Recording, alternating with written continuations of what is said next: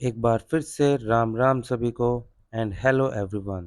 Welcome to my channel the lit PT blogs. मेरे selection criteria में पहली है डेडलिफ्ट, फिर है बेंट ओवर रो, इसके बाद है फ्रंट स्क्वाट्स, इसके बाद है ओवरहेड स्क्वाट्स, फिर बेंच प्रेस।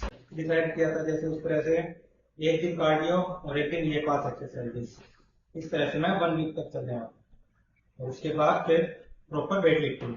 एक्सरसाइजेज शुरू करने से पहले मैं आप सभी के साथ एक बात शेयर करना चाहता हूँ। इस चैनल को बनाने का मेरा पर्पस कहीं से भी ये नहीं है कि मुझे किसी फिटनेस एक्सपर्ट से compete करना है, या फिर मैं ये बताना चाहता हूँ कि एज ए पर्सनल ट्रेनर मेरे पास ज़्यादा नॉलेज है या फिर ज़्यादा सही नॉलेज है। इस चैनल को बनाने का मेरा पर्पस सिंपल सा ये है कि राइट नाउ मेरी बॉडी एक बिगिनिंग स्टेट में है। एज ए बिगिनर मैं अपनी फिटनेस जर्नी स्टार्ट कर रहा हूँ, तो अपनी इस ट्रांसफॉर्मेशन को मैं बाय ब्लॉग शुरू करना चाहता हूँ ताकि मैं हर एक बिगिनर से रिलेट कर सकूं, ताकि मैं उन्हें वो चीजें बता सकूं जिसकी वजह से उन्हें अपनी फिटनेस जर्नी में हेल्प मिले, वो किसी भी तरह से मिसलीड होने से बचें। तो चलिए शुरू करते हैं पहली एक्सरसाइज से, जिसे डेडलिफ्ट कहते हैं। डेडलिफ्ट में हमें ये ध्यान रखना चाहिए कि हमारी back parallel to the floor हो और हमारा शोल्डर पॉइंट बार के बिल्कुल ऊपर हो। हाँ, मैं देखता हूँ बिगिनर डेडलिफ्ट एक्सरसाइज से दूर भागता है, क्योंकि विदाउट एनी गाइडेंस जब आप डेडलिफ्ट शुरू करते हो तो बहुत सारी गलतियां हो जाती है और उसमें आपकी लोअर बैक में पेन क्रिएट हो जाता है। लेकिन अगर आप डेडलिफ्ट को बाय रूल्स फॉलो करें तो ये उन एक्सरसाइजेस में से एक है जो आपके वर्कआउट को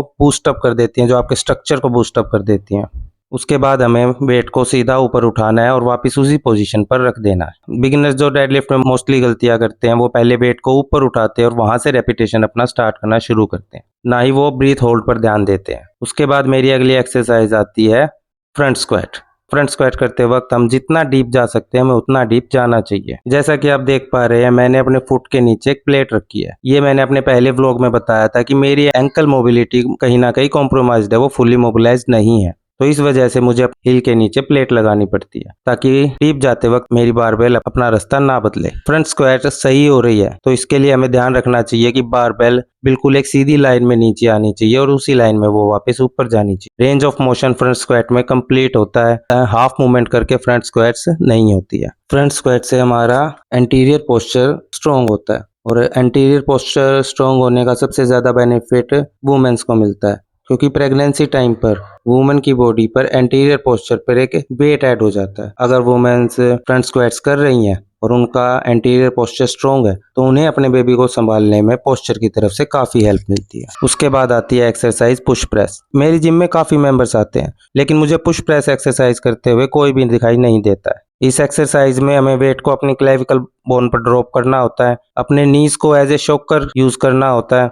और फिर पूरी बॉडी का जोर लगाकर वेट को वापस ऊपर फेंकना होता है। इस एक्सरसाइज में मेरा रेपिटेशन ऊपर से स्टार्ट होता है। मोस्टली बिगिनर्स को मैंने देखा है शोल्डर एक्सरसाइज करते हुए वो डंबल कंधों पर रखते हैं और नीचे से ही रेपिटेशन स्टार्ट करते हैं, और मेरी पुश प्रेस एक्सरसाइज में मैं वेट को पहले ऊपर उठाता हूँ और फिर वहां से मैं अपना रेपिटेशन स्टार्ट करता हूँ। वेट को नीचे क्लेविकल बोन तक लेके आना है और फिर उसे वापस ऊपर फेंक देना है। जब तक weight perpendicular to the floor होकर ऊपर जा रहा है, एक सीधी लाइन में जा रहा है, तब तक उस मसल पर 100% इफेक्ट पड़ता है। अपनी लाइन से इधर उधर हो जाता है तो आपको समझ जाना चाहिए कि आपकी एक्सरसाइज में कहीं ना कहीं कोई गलती आ रही है।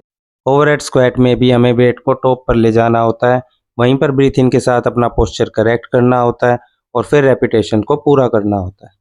अगर स्टार्टिंग वीक में आपके स्टेबलाइजर्स को एक मेमोरी मिल जाती है डिफरेंट पोजीशन पर अंडर द वेट रहने की, तो ये चीज आपकी फिटनेस जर्नी में बेनिफिशियल साबित होती है। ओवरहेड स्क्वाट के बाद मैं करता हूँ बेंच प्रेस। बेंच प्रेस की पोजीशन में हमें अपनी आई साइट को बारबेल के नीचे रखना चाहिए, अपने फुट्स को फ्लोर के ऊपर फिक्स करके अपनी बैक में एक आर्क बनानी चाहिए ताकि वेट का मैक्सिमल एफर्ट आपकी चेस्ट पार्ट पर लग सके। आर्क बनाने का सबसे ज्यादा फायदा क्या होता है? आर्क बनाने का सबसे अच्छा फायदा मुझे ये लगता है कि जब भी आप वेट को ऊपर फेंकते हो तो आप अपनी पूरी बॉडी को यूज कर रहे होते हो वेट को ऊपर फेंकने के लिए। मोस्टली बिगिनर्स आर्क बनाना जानते ही नहीं है तो वो बैक को नीचे ही रखते हैं या फिर फुट ऊपर कर लेते हैं, लेकिन ये सब करने से आप अपने मैक्सिमम वर्कलोड तक नहीं पहुंच पाते हैं। अगर आपको अपनी बॉडी की मैक्सिमम स्ट्रेंथ चेक करने की वो कितने वेट को बेंच प्रेस के थ्रू पुश कर सकता है, तो आर्क बनाना आपके लिए काफी हेल्पफुल साबित होता है। बेंच प्रेस के बाद अगली एक्सरसाइज मैं चूज करता हूँ बेंट ओवर रो। बेंट ओवर रो में भी हमें अपनी बैक को पैरेलल टू द फ्लोर रखना होता है और वेट बार को पैरों के नजदीक रखना होता है। मोस्टली बिगिनर्स जिम में जब आते हैं तो वो बेंट ओवर रो स्टार्ट करते हैं बारबल से,